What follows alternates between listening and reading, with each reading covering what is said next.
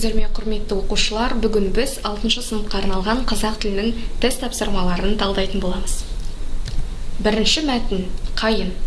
Қайын биік өсетін әдемі ағаш. Оның бұтақтары жиі болады. Қайынның жапырақтары жылтыр, жап-жасыл. Қайынды үйіп шана жасайды. Оны өмірде көп пайдаланады. Бірінші сұрақ: әдемі сөзінің синонимін табыңыз. Синоним дегеніміз мағыналары бір-біріне жақын сөздер. Яғни близкие по значению слова. А. Сұлу, Б. Көңілді, С. Нұрлы, Д. Сымбатты. Дұрыс жауабы А. Сұлу әдемі сөзінің синонимі болады. Екінші мәтін. Органикалық отынның қорлары мұнай, газ және көмір қазіргі энергетикада ең жоғары сұраныстағы қорлардың қатарында. Ерте ме кеш пе бұл қорлар сарқылатын кезеңде туады. 20 ғасырдың аяғына қарай мұнайды шамадан тыс тұтыну оның бағасының қатты өсуіне әсер етті. Мұнайда әлемдік бағаның жоғарылауы, оның қоры әлем елдері арасында біркелкі таралмауы, мөлшерден артық қолдану жаһандық энергетикалық тоқырауға әкеліп соқтырды.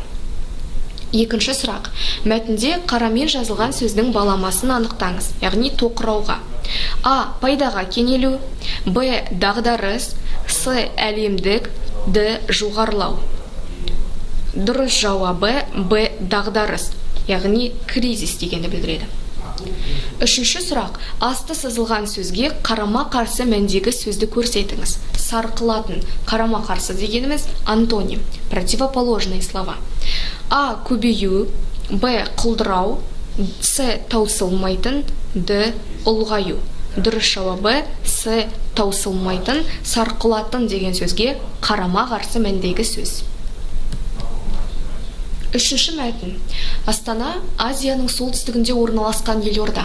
Қазіргі таңда аумағы 722 шақырым жерді алып жатыр. Елорданы Алматыдан Ақмолаға ауыстыру туралы шешімді Қазақстан Республикасы жоғары кеңесі 1994 жылы 6 шілдеде қабылдады. Астананы ресми көшіру 1997 жылы 10 желтоқсанда жүзеге асты. Президенттік 1998 жылғы 6 мамырдағы жарлығымен Ақмола атауы Астана болып өзгертілді. Жаңа Астананың халықаралық тұсаукесері 1998 жылы 10 маусымда өтті. 1999 жылы Астана ЮНЕСКО шешімімен әлем қаласы атағын алды. Төртінші сұрақ: кімнің бұйрығымен Ақмола атауы өзгертілді? А. Ассамблея мүшелерінің, Б. Әкімнің, С. Премьер-министрдің, Д. Елбасының. Дұрыс жауабы елбасының жарлығымен.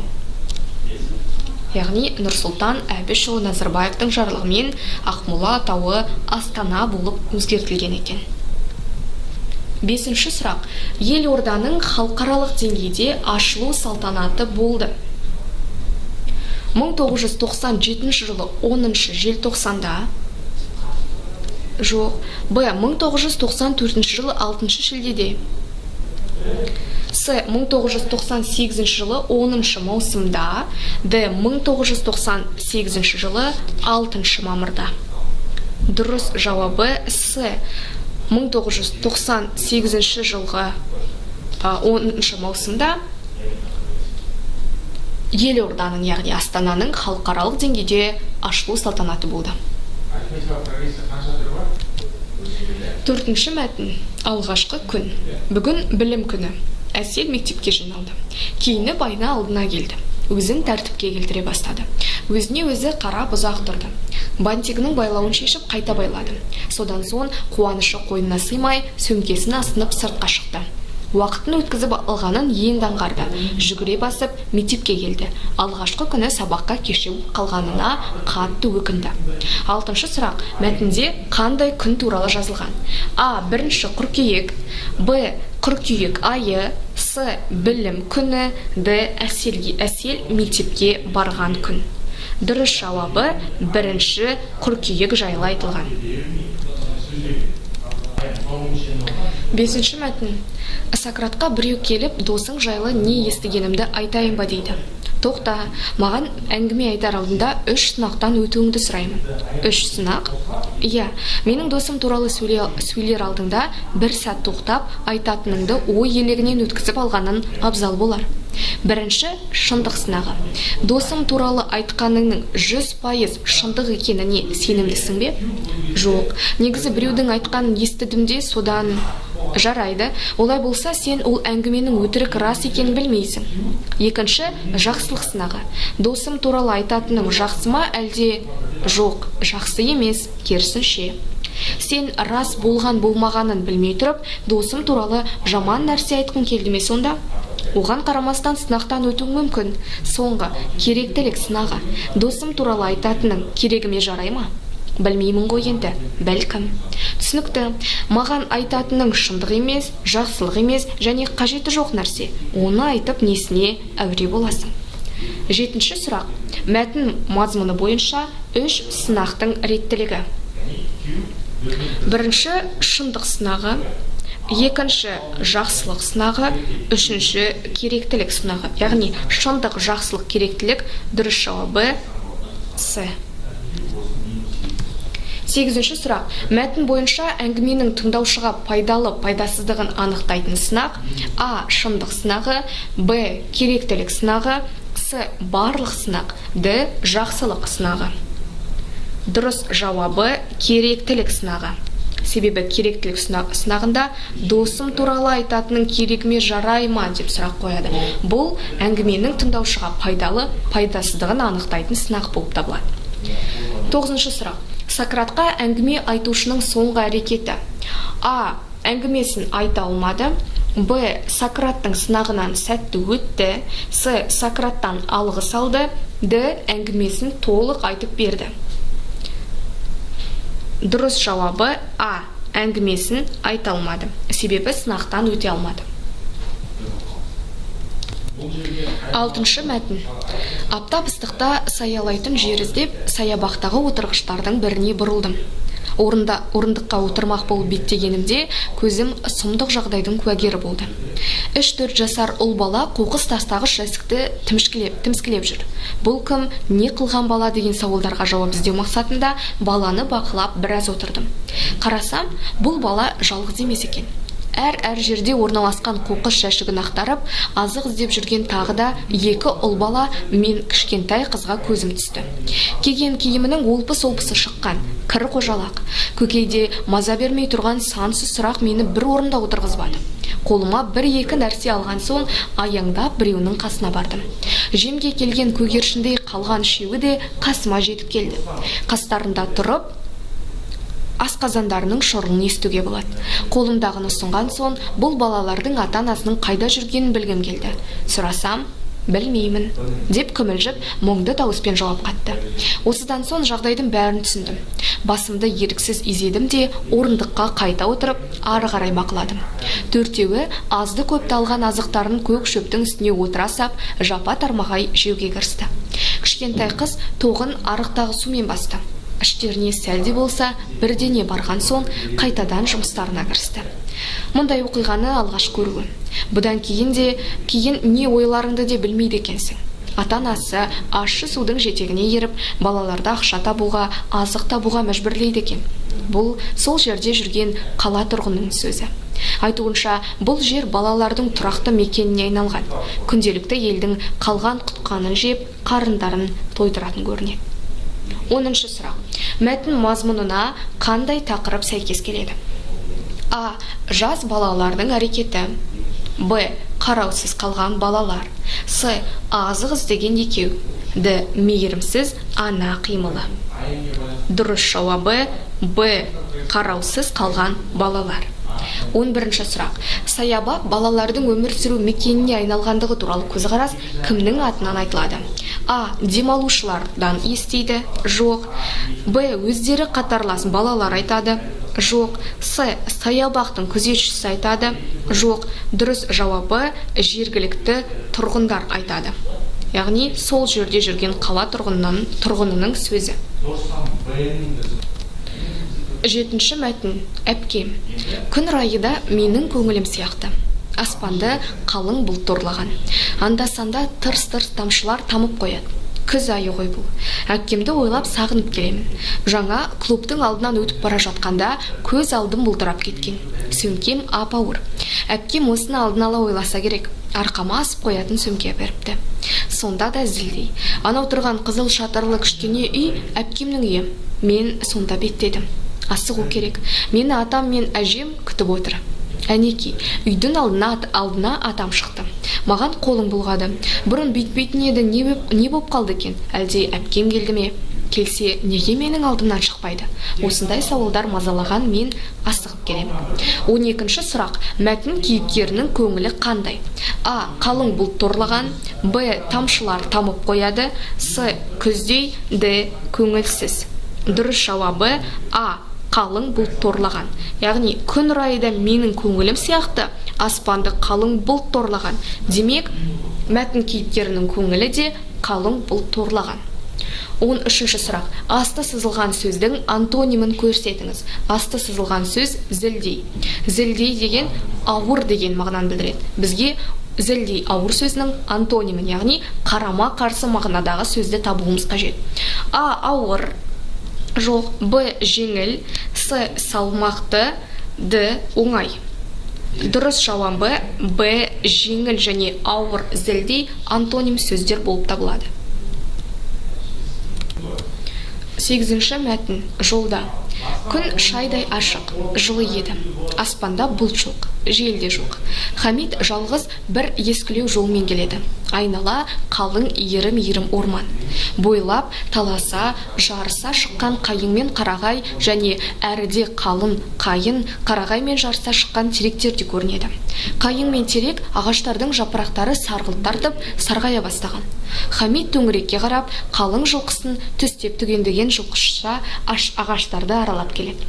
Ерім-ерім орманның ара-арасы далаң-далаңқай ашық. Далаңқай жердің шөптері буырыл тартып бозарған. Кейбір шөбі, шалғыны, қалың жерлер шабылған. Әр жерде анда-санда үйеулі тұрған шошақтар көрінеді. Кей жерлерде қыстаулар бар.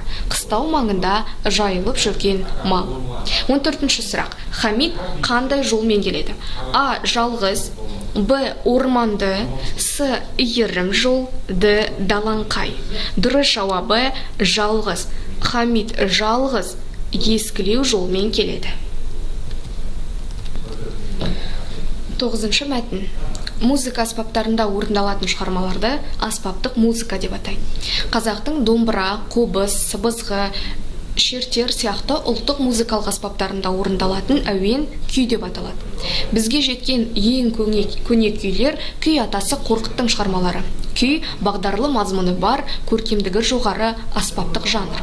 Онда табиғат құбылыстары, халық мерекелері, жан-жануарлар, аңыз ертегілер, жеке адамдар, адам сезімдері, тағы басқа түрлі оқиғалар мен құбылыстар суреттеледі.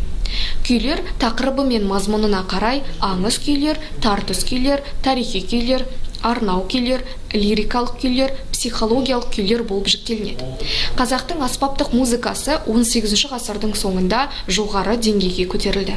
Бұл кезде Байжыма, Баламайсан, Есшан, Байжігіт, Ұзақ, Боғда, Махамбет сияқты күйшілердің атағы халыққа кеңінен мәлім болды. 19 ғасырда ежелгі күйшілік өнердің одан әрі өрістеп дамуына Құрманғазы, Дәулеткерей, Тәттімбет, Тоқа, Абыл, Есір, Ықылас, Байсерке, Қазанғап, Сейтек, Дина, Сүгір сияқты күйшілік өнердегі ірі тұлғалар елеулі үлес қосты. Домбыра күйлері орындалу мәндері мен құрылымдық ерекшеліктеріне қарай төкпе және шертпе деп аталатын екі үлкен түрге бөлінеді. Төкпе күйлер тұрақты екпін мен өлшемде, оң қолдың тұтас сілтенуімен орындалады. Ал шертпе күйлер көбінесе жалғыз дауысты болып, оң қол саусақтарының ұшымен орындалады.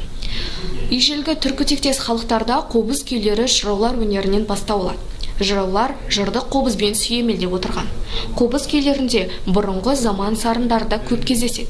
Бұл өнерді дамытуға Кетбұға, Кербала, Айрауық, Көккесене, Ықылас және Жаппас Қаламбаев, Дәулет Мықтыбаев сынды ұлы күйшілер зор үлес қосқан. 15-ші сұрақ. 18 ғасырда халыққа кеңінен мәлім болған күйшілер.